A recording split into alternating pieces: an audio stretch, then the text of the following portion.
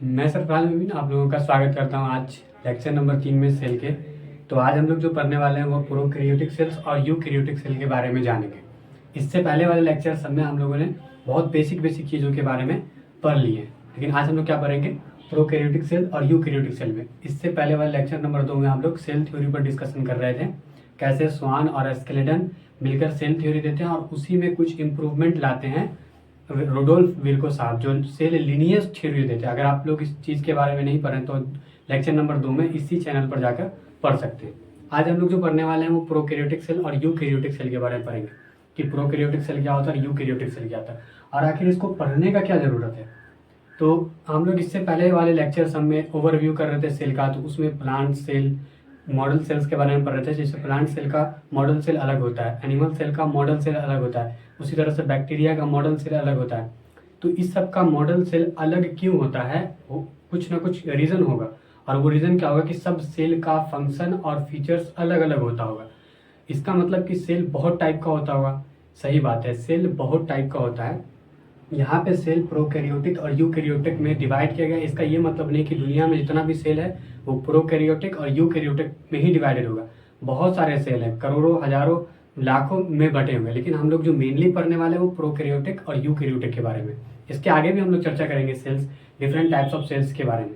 लेकिन प्रोकैरियोटिक और eukaryotic cell क्या होता है, जैसे कि एनिमल सेल में हम लोग देख रहे थे कि एनिमल सेल में एक लेयर था, आउटर लेयर, और उस आउटर लेयर के ऊपर भी एक लेयर था जिसको हम लोग सेल वॉल कह रहे थे।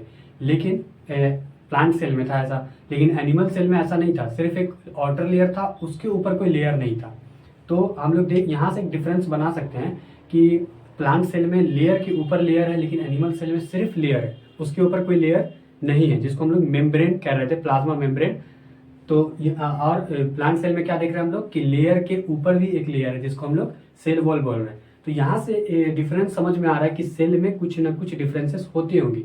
उसी के बेसिस पे हम लोग क्या करते हैं, प्रोकैरियोटिक और यूकैरियोटिक पर रहते हैं। अगर एक चीज़ और आप ध्यान में लाए तो हम लोग प्लांट सेल और एनिमल सेल में एक और डिफरेंस पर रहते हैं कि प्लांट सेल में क्या होता है कि न्यूक्लियस जो होता है, न्यूक्लियस वो थोड़ा सा सेंटर में ना होकर थोड़ा सा सेंटर से थोड़ा दूरी पर होता है। लेकिन एनिमल सेल में क्या होता है कि सेल के एकदम सेंटर में मौजूद होता है न्यूक्लियस। तो यहाँ से भी डिफरेंस समझ में आ रहा होगा कि सेल में जो न्यूक्लियस होता है, न्यूक्लियस का अपना बहुत बड़ा महत्वपूर्ण है, क्योंकि जिस तरह से बॉडी में माइंड ब्रेन का होना जरूरी है, ब्रेन जो होता है वो पूरे बॉडी को फंक्शंस करवाता है, उसी तरह से सेल में न्यूक्लियस जो होता है, न्यूक्लियस सेल को पूरी तरह से फंक्शंस करवा रहा होता है। तो न्यूक्लियस का भी अपना रोल है, तो ये भी डिफरेंस करवाने में अपना बहुत बड़ा योगदान निभाता है। तो आते हैं अभी प्रोकैरियोटिक और यूकैरियोटिक को बहुत अच्छे से समझते हैं, क्योंकि ये इंपॉर्टेंट टॉपिक है। अगर हम प्रोकैरियोटिक इस वर्ड को थोड़ा डिवाइड करें तो समझ में कुछ ना कुछ आएगा, और यहीं से अंतर पूरा क्लियर हो जाएगा, क्रिस्टल क्लियर, अगर आप इस वर्ड को सही से समझे तो। ये प्रोकैरियोटिक जो है इसको हम लोग दो पार्ट में डिवाइड कर सकते हैं, एक प्रो और एक कैरियोटिक, मतलब कैरियॉन्स से आया है कैरियोटिक। तो प्रो का क्या मतलब होता है, प्रो का मतलब होता है प्रीमिटिव। क्या होता है, प्रीमिटिव। और कैरियॉन्स का मतलब ही होता है न्यूक्लियस। अब ये प्रीमिटिव का मतलब अगर समझ में आ गया तो इस दोनों को मिलाकर समझा जा सकता है कि प्रोकैरियोटिक का मतलब क्या होता है, एक्चुअल मीनिंग। तो प्रीमिटिव का जो होता है ना, वो अगर मीनिंग समझा जाए तो फॉल्स बोला जा सकता है, या फिर क्या बोला जा सकता है कि गलत है, मतलब झूठ बोला जा सकता है एक तरह से कि झूठ जो होता है कि कोई चीज़ नहीं है, उसके लिए वर्ड हम लोग यूज़ करेंगे प्रीमिटिव। जैसे कि कोई चीज़ क्लियर नहीं है तो उसके लिए हम लोग क्या वर्ड यूज़ करेंगे, प्रीमिटिव। तो इसको हम लोग फॉल्स बोल सकते हैं। और न्यूक्लियस, फॉल्स न्यूक्लियस का क्या मतलब है कि न्यूक्लियस जहाँ नहीं होगा, मौजूद नहीं होता होगा, मतलब जहाँ पर आप मौजूद नहीं होता होगा उसी को हम लोग प्रीमिटिव न्यूक्लियस बोलेंगे जोड़कर। तो जहाँ पर फॉल्स न्यूक्लियस होता होगा तो प्रोकैरियोटिक। अब इस वर्ड को अगर और अच्छे से देखें, नीचे लिखा हुआ है nucleus is not well defined. क्या बोला, nucleus is not well defined, मतलब प्रोकैरियोटिक सेल में जो होता है ना, न्यूक्लियस वेल डिफाइंड नहीं होता है। इसका क्या मतलब होता है कि no nuclear envelopes are present, मतलब न्यूक्लियस के ऊपर कोई न्यूक्लियर इन्वेलप्स प्रेजेंट नहीं होता है। इसीलिए हम लोग क्या बोलते हैं, ये जो प्रोकैरियोटिक है, प्रोकैरियोटिक सेल में nucleus is not well defined, मतलब न्यूक्लियस वेल डिफाइंड नहीं होता है। क्यों नहीं होता है, क्योंकि न्यूक्लियस के ऊपर कोई न्यूक्लियर इन्वेलप्स प्रेजेंट नहीं होता है। इन्वेलप्स का मतलब आप जानते होंगे, जैसे कि शादी में जाते कई बार तो पैसा जब देना होता है तो हम लोग एक इन्वेलप लेके जाते हैं, एक तरह का मतलब जिसमें हम लोग पैसा रख के आराम से दे देते हैं, वही इन्वेलप्स होता है। तो पैसा को क्या करता है वो इन्वेलप्स, एक तरह से प्रोटेक्शन प्रेजेंट करवाता है, प्रोटेक्शन दे रहा होता है कि पैसा कहीं इधर से उधर ना हो जाए, पैसा जितना देना है उतना दे देंगे, तो ये इन्वेलप्स है। तो इसी तरह से न्यूक्लियस जो होता है ना, न्यूक्लियस के ऊपर अगर कोई इन्वेलप होगा, कोई एक लेयर होगा, तो उसको हम लोग क्या बोलेंगे कि वो एक वेल डिफाइंड न्यूक्लियस है। लेकिन प्रोकैरियोटिक सेल में कोई वेल डिफाइंड न्यूक्लियस नहीं होता है, क्योंकि न्यूक्लियस के ऊपर किसी तरह का ये न्यूक्लियर इन्वेलप प्रेजेंट ही नहीं होता है। अब दूसरा क्या है कि no membrane bound organelles are present.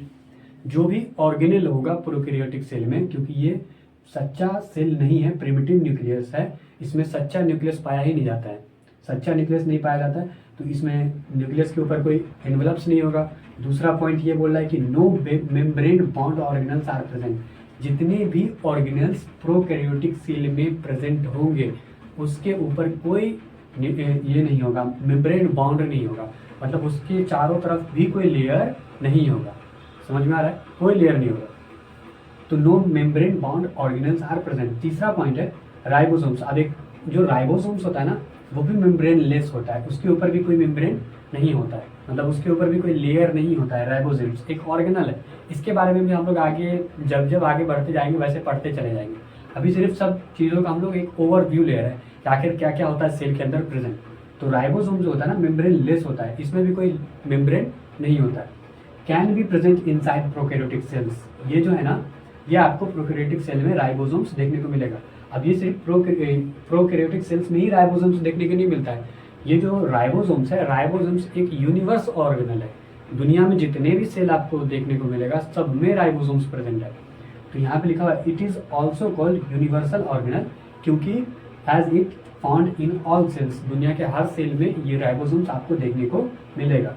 एक और है राइबोसोम्स का property, it is also called protein factory. Protein factory बोला जाता है राइबोसोम्स को। क्यों बोला जाता है? क्योंकि राइबोसोम्स ही एक ऐसा ऑर्गेनल है सेल्स के अंदर जिसमें प्रोटीन का फॉर्मेशन होता है, तो इसीलिए हम लोग क्या बोलते हैं, प्रोटीन फैक्ट्री। किसको? राइबोसोम्स को। एक बार और समझे प्रोकैरियोटिक सेल्स का मतलब। तो प्रो का मतलब होता है प्रिमिटिव, प्रिमिटिव का मतलब कि जो सच्चा नहीं हो, और न्यूक्लियस, तो प्रिमिटिव न्यूक्लियस, सच्चा न्यूक्लियस जिस सेल में नहीं होगा उसी को हम लोग बोलेंगे प्रोकैरियोटिक सेल। तो इसको और अच्छे से समझाया तो nucleus is not well defined, मतलब प्रोकैरियोटिक सेल में न्यूक्लियस प्रेजेंट नहीं होगा, nucleus is not well defined. No nuclear envelopes are present. Nucleus के ऊपर कोई न्यूक्लियर इन्वेलप्स नहीं होगा। No nuclear envelopes are present.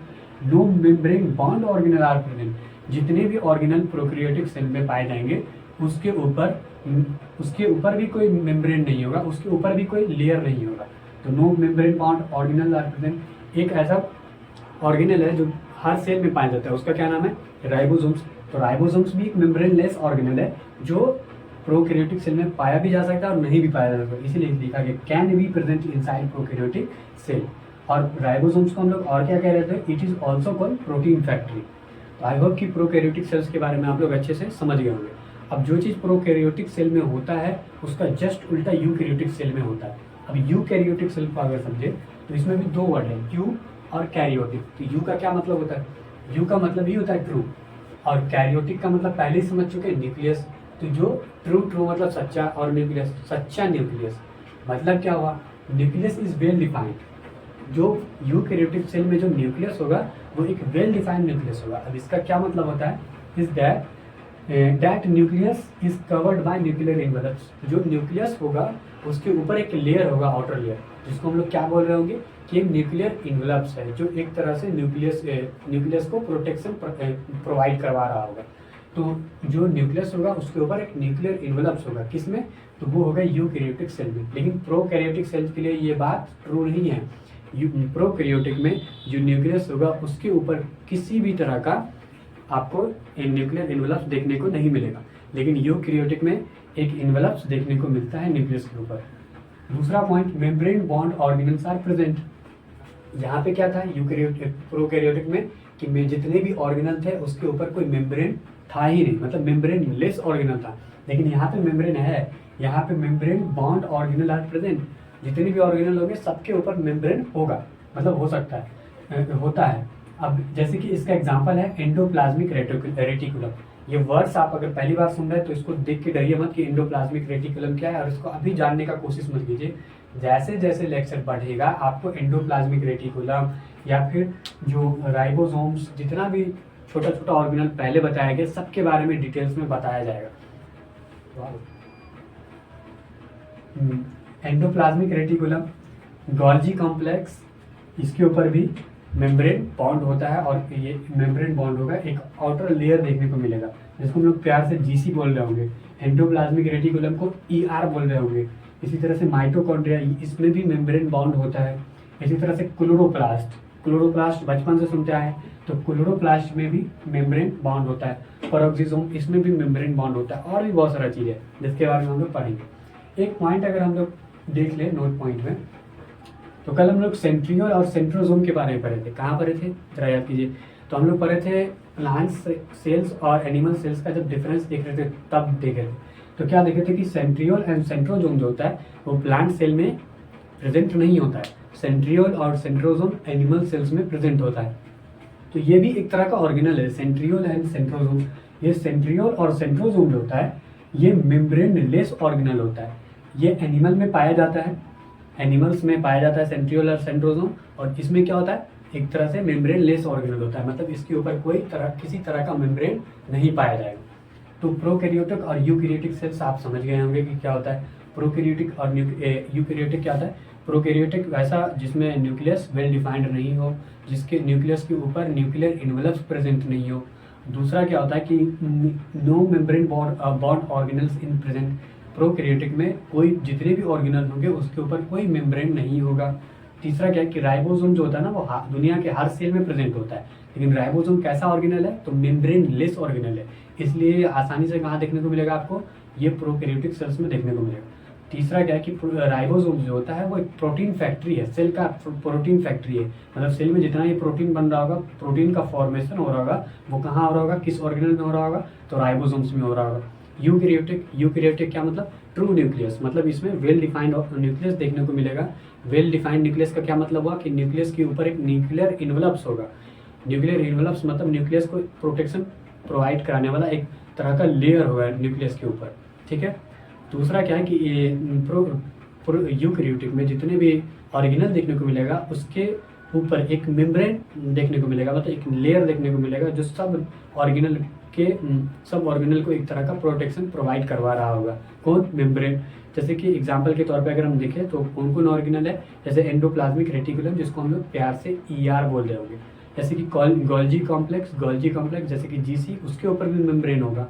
जैसे कि आपको पेरोक्सिसोम्स, माइटोकॉन्ड्रिया, क्लोरोप्लास्ट, एटीसी, इस तरह से। और एक पॉइंट था अपने पास सेंट्रियोल और सेंट्रोसोम का, जो सेंट्रियोल और सेंट्रोसोम्स एनिमल सेल में देखने को मिलता है वो भी मेम्ब्रेन लेस ऑर्गेनल होता है।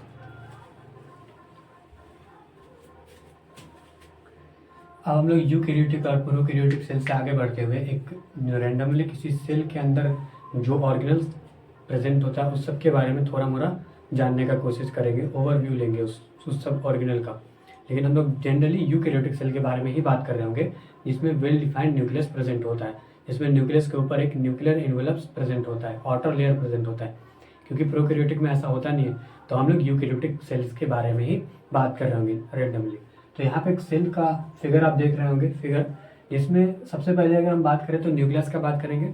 यहाँ पे आपको न्यूक्लियस देखने को मिल रहा होगा जिसके ऊपर एक लेयर है, आउटर लेयर है, ठीक है। लेकिन ये लेयर दो लेयर है, एक लेयर नहीं है, दो लेयर है। न्यूक्लियर एनवलप जो बना हुआ है दो है। और एक सवाल आपके दिमाग में आ रहा होगा कि ये ऐसा क्यों बनाया गया, मतलब बीच बीच से थोड़ा थोड़ा रास्ता छोड़ा गया। ऐसा इसलिए बनाया गया ताकि कुछ लेन देन हो सके, बाहर का सामान अंदर और अंदर का सामान बाहर जा सके न्यूक्लियस से। तो ये न्यूक्लियस जो जिसको हम लोग ब्रेन ऑफ सेल कह रहे होते हैं, सेल का ब्रेन भी एक तरह से न्यूक्लियस को बोला जाता है। न्यूक्लियस के अंदर जो प्रेजेंट होता है वो होता है जेनेटिक मटेरियल, डीएनए प्रेजेंट होता है। जो डीएनए भी ऐसे ही प्रेजेंट नहीं होता है, न्यूक्लियस के अंदर क्रोमोसोम्स प्रेजेंट होता है और क्रोमोसोम के अंदर डीएनए प्रेजेंट होता है, जिसको हम लोग बोलते हैं डीऑक्सीराइबोस न्यूक्लिक एसिड, जिसमें सारा इंफॉर्मेशन, सारा डेटा प्रेजेंट होता है सेल का, ठीक है। तो यहाँ पे जो क्रोमोसोम के अंदर क्या प्रेजेंट होगा अपने पास, डीएनए प्रेजेंट होगा, जिसमें जेनेटिक मटेरियल भी बोलते हैं हम लोग। जेनेटिक मटेरियल कहाँ प्रेजेंट होता है तो न्यूक्लियस में प्रेजेंट होता है। क्रोमोसोम के अंदर क्या प्रेजेंट होता है, तो डीएनए प्रेजेंट होता है। दूसरा, डीएनए के साथ ही जुड़ा होता है एक और ऑर्गेनल, जिसको हम लोग बोलते हैं एंडोप्लाज्मिक रेटिकुलम, जिसको प्यार से क्या बोलते हैं हम लोग, ईआर बोलते हैं।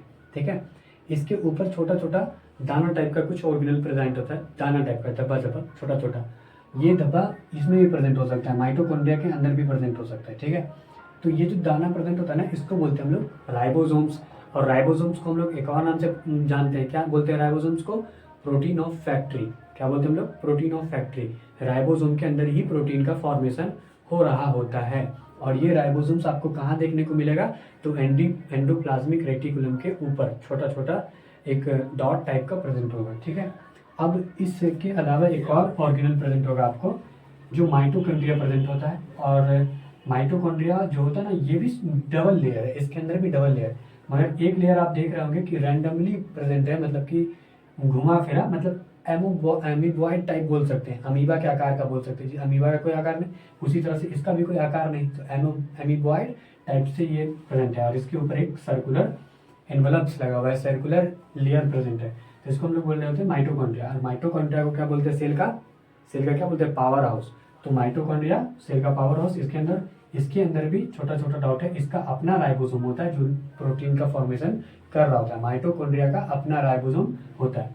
इस सब के अलावा भी बहुत सारा ऑर्गेनल है, सबके बारे में आगे पढ़ रहे होंगे, लेकिन ये जनरली सेल्स बताया गया आपको, ताकि आप इसके अंदर जो चीज़ आपको देखने को मिलेगा ही मिलेगा वो सब ये सब है। ये जो आपको इस सब के ऊपर, सबके बाहर, मतलब न्यूक्लियस हो गया, एंडोप्लाज्मिक रेटिकुलम हो गया, राइबोसोम्स हो गया, माइटोकॉन्ड्रिया होगा, माइटोकॉन्ड्रिया का राइबोसोम्स हो गया, सबके बाहर एक लेयर लगा दिया गया है। मतलब एक लेयर हम बनाते हैं ना एक टाइप का गोल, तो इसको हम लोग सेल बोलेंगे, और सेल के अंदर ये सब प्रेजेंट होता है। ये लेयर को हम लोग क्या बोलते हैं, सेल मेम्ब्रेन। इस लेयर के ऊपर भी एक लेयर लगा देंगे तो क्या हो जाएगा, सेल वॉल। और वो कौन सा सेल हो जाएगा, एनिमल सेल या प्लांट सेल। तो आप समझ गए होंगे कि सेल मेम्ब्रेन के ऊपर भी एक लेयर, जिसको हम लोग सेल वॉल बोलते हैं। और जब सेल वॉल की बात हो रही है तो किस सेल की बात हो रही है, प्लांट सेल की बात हो रही है।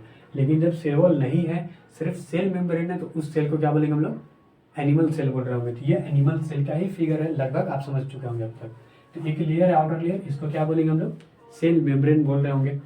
अब इस सेल में जो है ना, न्यूक्लियस की बात हो चुकी है, एंडोप्लाज्मिक रेटिकुलम की बात हो चुकी है, राइबोसोम्स की बात हो चुकी है, माइटोकॉन्ड्रिया की बात हो चुकी है, माइटोकॉन्ड्रिया के अंदर प्रेजेंट राइबोसोम्स की बात हो चुकी है।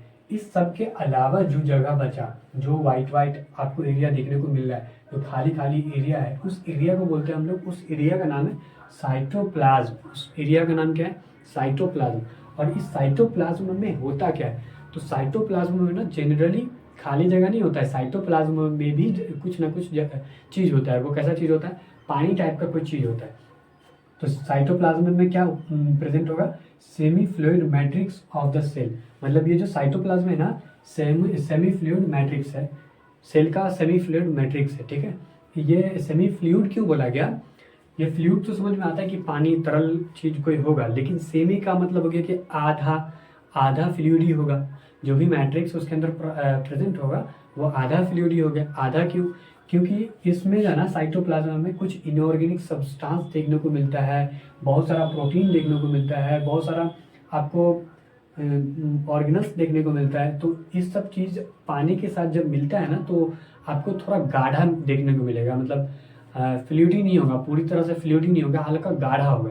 तो इसीलिए हम लोग इसको सेमी फ्लूइड बोलते हैं, semi fluid matrix of the cell. किसको बोलेंगे हम लोग, साइटोप्लाज्म। साइटोप्लाज्म में क्या उपस्थित होगा, जनरली फ्लूइडी टाइप कुछ मैट्रिक्स प्रेजेंट होता है। ठीक है, और ये साइटोप्लाज्म जो होता है ना, occupies volume of the cell. Cell का बहुत सारा जगह अपने बॉडी से, अपने ऑर्गेनल से क्या करता है, ये कवर रखता है। सेमी फ्लूइडी टाइप से, फ्लूइड टाइप मैट्रिक्स से क्या करता है, कवर्ड रखता है। Main arena of the cellular activity, ये जो है ना सेल के अंदर जो एक्टिविटी हो रहा होता है उसका मेन जगह है। एरिना का मतलब क्या होता है, जगह। तो main arena of the cellular activity, जो भी प्रोटीन्स वगैरह बन रहा होगा वो कहाँ बन रहा होगा, तो इसी साइटोप्लाज्म के अंदर ही बन रहा होगा, या साइटोप्लाज्म की हेल्प से ही बन रहा होगा। तो इसीलिए बोला जाता है कि साइटोप्लाज्म जो होता है ना, वो मेन अरीना होता है सेलुलर एक्टिविटीज़ के लिए। जो भी एक्टिविटी हो रहा होगा वो कहाँ हो रहा होगा, साइटोप्लाज्म में। और जब ये एक्टिविटी नहीं होगा तो वो सेल क्या हो जाएगा, डेड हो जाएगा। जब आपका बॉडी जब आपका बॉडी एकदम रेस्ट हो जाए, मतलब रेस्ट होने का क्या मतलब हुआ, आप भले रेस्ट करते हैं लेकिन आपका बॉडी कभी रेस्ट नहीं करता, आपका सेल जो है ना हमेशा वर्क कर रहा होता है। और जब आपका बॉडी रेस्ट करने चला जाएगा, इसका मतलब कि आप भगवान को प्यारे हो चुके हैं, तो भगवान के पास जा चुके हैं। तो जब मतलब सेल का वर्क करना, एक्टिविटी करना बंद करेगा, तभी जाके ये जो है ना सेलुलर एक्टिविटी जब बंद होगा तो सेल क्या होता है, डेड हो जाता है। तो मेन अरीना कौन सा है सेलुलर एक्टिविटी के लिए, साइटोप्लाज्म। और साइटोप्लाज्म जो है ना फ्लूइड, साइटोप्लाज्म में क्या प्रेजेंट होता है, सेमी फ्लूइड मैट्रिक्स प्रेजेंट होता है। और ये सेमी फ्लूइड मैट्रिक्स अधिकतर प्रेजेंट होगा सेल के अंदर, मतलब अदर ऑर्गेनल से ज़्यादा आपको सेमी फ्लूइड मैट्रिक्स ही देखने को मिलेगा।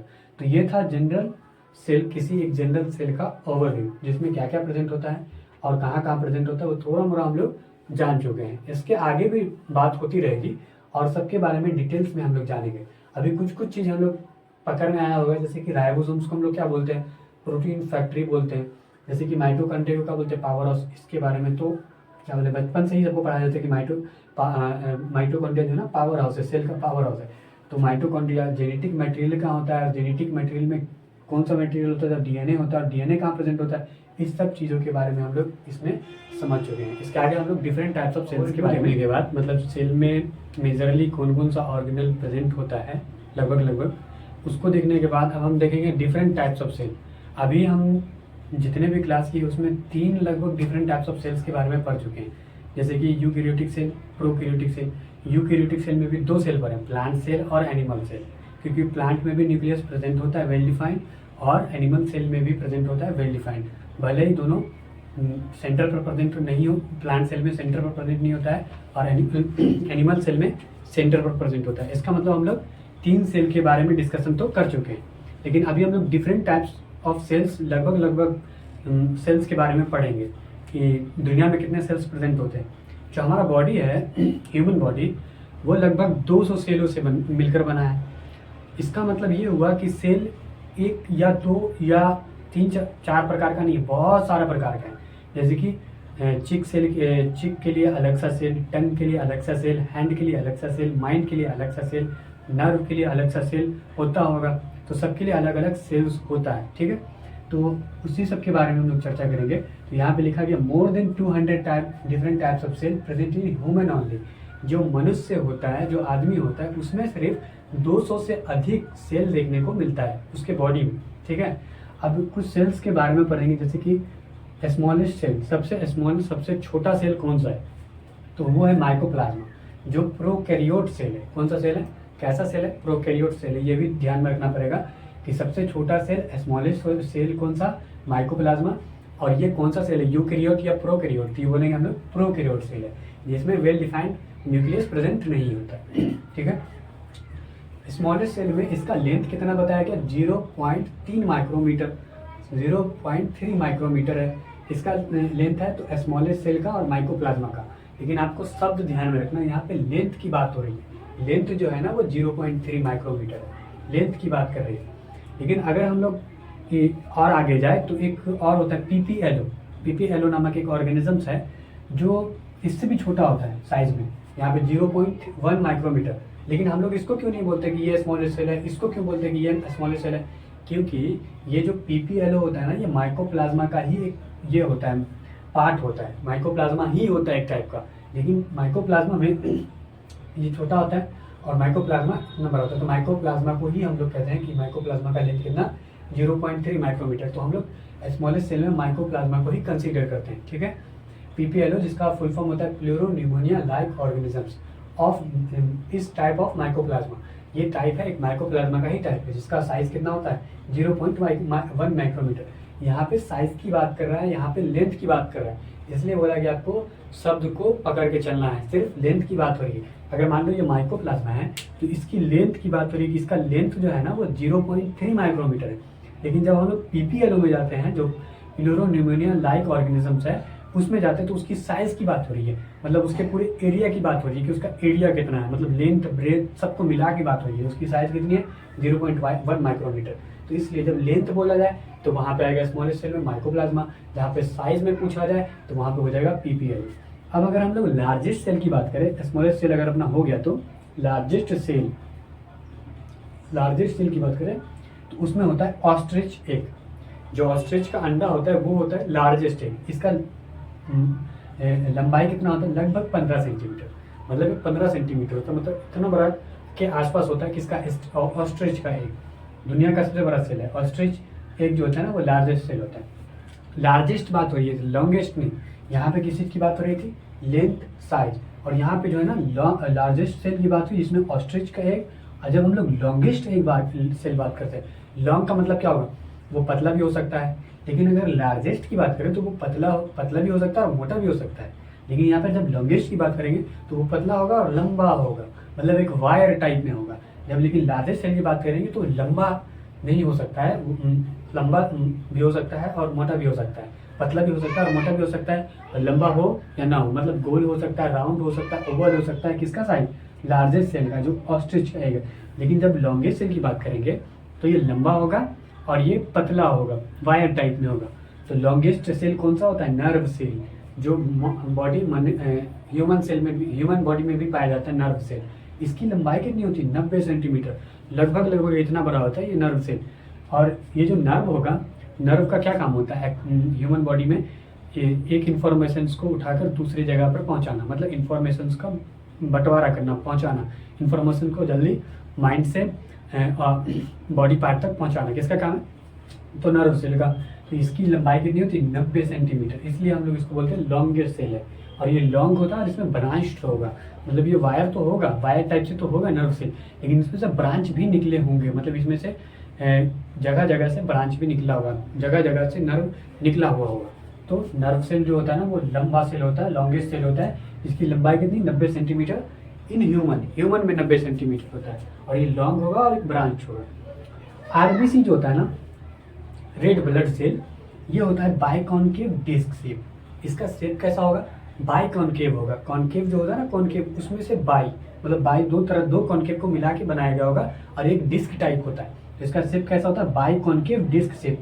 ये याद रखना जरूरी है, क्योंकि इस पे क्वेश्चन पूछा गया है कि आरबीसी का शेप कैसा होता है। तो आरबीसी का शेप होता है बाइकॉनकेव शेप, और इसकी शेप का डायमीटर जो शेप होगा, डिस्क होगा। डिस्क मतलब एक तरह का सर्कल बोल सकते हैं। तो उसका कुछ ना कुछ डायमीटर होता होगा। तो यहाँ पे डायमीटर में ही बताया गया, मतलब आप एनसीईआरटी अगर पढ़ेंगे ना आप, cell the unit of light में, तो वहाँ पे आरबीसी का डायमीटर बताया गया। तो इसका डायमीटर कितना है, 7 माइक्रोमीटर। लेकिन जो एनसीईआरटी में डायमीटर का बात किया गया, क्या सही बात है कि आपको क्वेश्चन में डायमीटर टाइप पे ही कुछ पूछा जाएगा? तो ऐसा नहीं होता है, डायमीटर से अलग भी पूछा जा सकता है। आपको रेडियस भी पूछा जा सकता है कि what is the radius of RBC. तो आरबीसी का रेडियस कितना हो जाएगा, तो आरबीसी का रेडियस मतलब डायमीटर का सीधा आधा। मैथ अगर आप हल्का भी जानते होंगे तो 7 का कितना हो जाएगा, 3.5 माइक्रोमीटर। सही है, तो आपको कंसेप्ट को पकड़ के चलना है और उसके हिसाब से अपना दिमाग लगाना है। तो आरबीसी का जो शेप होता है वो कैसा होता है, बाइकॉनकेव डिस्क शेप होता है। इसका जो डायमीटर होता है वो 7 माइक्रोमीटर। अब ट्रैकीड होता है, ट्रैकीड वेसल्स, ये सब जो है ना प्लांट में देखने को मिलेगा, जो पानी को नीचे से ऊपर, ऊपर से नीचे पहुंचाने का काम करता है। अब अगर सोच के देखो तो ट्रैकीड पानी पहुंचाने का काम कर रहा है, और पानी जब पहुंचाने का काम कर रहा है तो इसका शेप कैसा होता होगा, इसका शेप होता होगा पाइप के टाइप का। मतलब पाइप मतलब पानी को ऊपर, जैसे मान लीजिए पाइप है, इसमें पानी ऊपर से नीचे ले जाने में आसान होगा। अब ऐसा तो नहीं हो सकता कि वो गोल टाइप होगा और उसमें पानी पहुंचाने का काम होगा। आपके पास 2 ऑप्शन हो पानी पहुंचाने के लिए, एक होगा पाइप और एक होगा गोल टाइप का कोई चीज़। तो आप किस चीज़ को चूज़ करेंगे, जो लंबा होगा, जो पाइप टाइप का होगा, उसको चूज़ करेंगे, क्योंकि उससे पानी पहुंचाना ईजी होगा, नहीं कि ना कि गोल। अगर आपको इसी दोनों ऑप्शन में दूसरा चीज़ पूछा जाए कि किसमें फूड स्टोर करने के लिए कौन सा आप से यूज़ करेंगे, तो आप बोलेंगे कि जो गोल आकार का है, क्योंकि उसमें ज़्यादा सामान आएगा, ज़्यादा फूड स्टोर हो सकता है। तो जैसा रिक्वायरमेंट है वैसा हम लोग क्या करते हैं, यूज़ करते हैं। तो ट्रैकीड जो होता है वो पानी ऊपर से नीचे, नीचे से ऊपर पहुँचाने का काम करता है, इसलिए इसका साइज कैसा होता है, इलोंगेटेड होता है, लंबा होता है, और इस इलोंगेटेड होता है। अब अगर हम लोग टिपिकल बैक्टीरिया की बात करें, टिपिकल कोई स्पेशल बैक्टीरिया नहीं है, टिपिकल का मतलब होता है जनरली, टिपिकल मतलब जनरली, मोस्टली। तो टिपिकल बैक्टीरिया की साइज की बात करें तो इसका साइज होता है 1 से लेकर 2 माइक्रोमीटर, और ये हो भी सकता है 3 से 5 micrometer, can be 3 to 5 micrometer. Typical eukaryotic cell की बात करें तो इसका 10 गुना होता है, मतलब टिपिकल बैक्टीरिया का 10 गुना होगा टिपिकल यूकैरियोटिक सेल का साइज। तो तो इसका कितना होता है 10 से 20 माइक्रोमीटर। कितना साइज होता है 10 से 20 माइक्रोमीटर। अभी हम लोग ऊपर देखें कि जिसका जैसा रिक्वायरमेंट उसका वैसा शेप, वही चीज़ यहाँ पे बताया गया कि shape of a cell shows high relevance with its function. जिसका जैसा वर्क, जिसका जैसा काम, उस हिसाब से उसका शेप होगा, उस सेल का वैसा शेप होगा। इसलिए बोला गया कि ह्यूमन बॉडी में ना 200 से ज़्यादा डिफरेंट टाइप ऑफ सेल देखने को मिलता है, क्योंकि ह्यूमन बॉडी का एक ही काम नहीं, ह्यूमन बॉडी में बहुत अलग अलग प्रकार का काम है। तो वो अलग अलग प्रकार का काम करने के लिए अलग अलग तरह का सेल चाहिए। जैसे कि पानी ऊपर से नीचे, नीचे से ऊपर जाने के लिए हम लोग ट्रैकीड नामक सेल देखें, तो ट्रैकीड में कैसा होता है, इलोंगेटेड होता है। ठीक है, अब हम लोग जैसे मीजोफिल सेल होता है, एक और सेल है मीजोफिल सेल, तो इसका कैसा होता है, राउंड होता है या फिर ओवल होता है। ये या तो राउंड होगा या फिर ओवल होगा। ठीक है, तो हम लोग डिफरेंट टाइप्स ऑफ सेल्स कुछ देखने का कोशिश किए जो भी एनसीईआरटी में दिया गया था। जैसे कि 200 से ज़्यादा तो हम लोग बार बार देख चुके हैं, 200 से ज़्यादा तो सेल आपको देखने को मिलेगा ह्यूमन बॉडी में। सिर्फ स्मॉलेस्ट सेल कौन सा, तो माइकोप्लाज्मा, एक प्रकार का प्रोकैरियोट सेल जिसकी लंबाई होती है 0.3 माइक्रोमीटर। अब देखें स्मॉलेस्ट सेल की बात करें, स्मॉलेस्ट सेल में एक और सेल होता है पीपीएलओ, जिसको हम लोग प्लूरो न्यूमोनिया लाइक ऑर्गेनिजम्स बोलते हैं। ये भी एक टाइप है माइकोप्लाज्मा का। इसका साइज कितना होता है 0.1 माइक्रोमीटर। यहाँ पे लेंथ था, यहाँ पे साइज था, तो आपको शब्द एकदम अच्छे से पकड़ के चलना है। लेंथ है 0.3 माइक्रोमीटर, साइज है 0.1 माइक्रोमीटर। तो किसी के माइंड में ये सवाल आ सकता है कि पीपीएलओ को क्यों नहीं बताया गया स्मॉलेस्ट सेल, क्यों नहीं, क्योंकि इसका लेंथ नहीं है, इसका साइज है, और माइकोप्लाज्मा का लेंथ है 0.3 माइक्रोमीटर, इसलिए हम लोग इसको स्मॉलेस्ट सेल में काउंटिंग कर रहे होते हैं।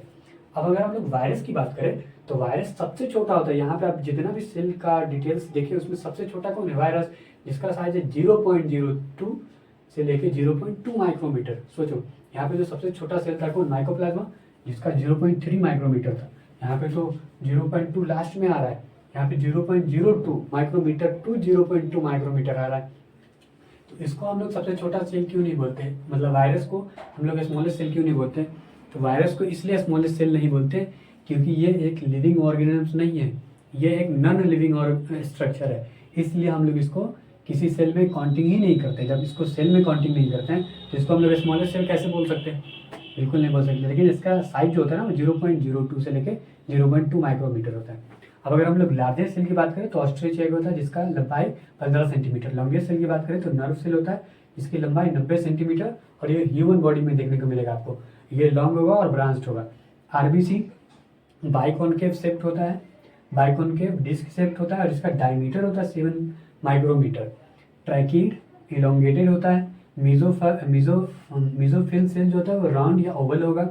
टिपिकल बैक्टीरिया, मोस्टली बैक्टीरिया का जो साइज आपको देखने को मिलेगा वो 1 से लेके 2 माइक्रोमीटर या फिर 3 से लेके 5 माइक्रोमीटर यहाँ तक देखने को मिल सकता है आपको। टिपिकल यूकैरियोटिक सेल की बात करें तो वो टिपिकल बैक्टीरिया का सीधा 10 गुना, 1 का 10 कितना हो जाएगा 10 गुना 10, और 2 का 10 गुना 20, तो 10 से लेके 20 माइक्रोमीटर।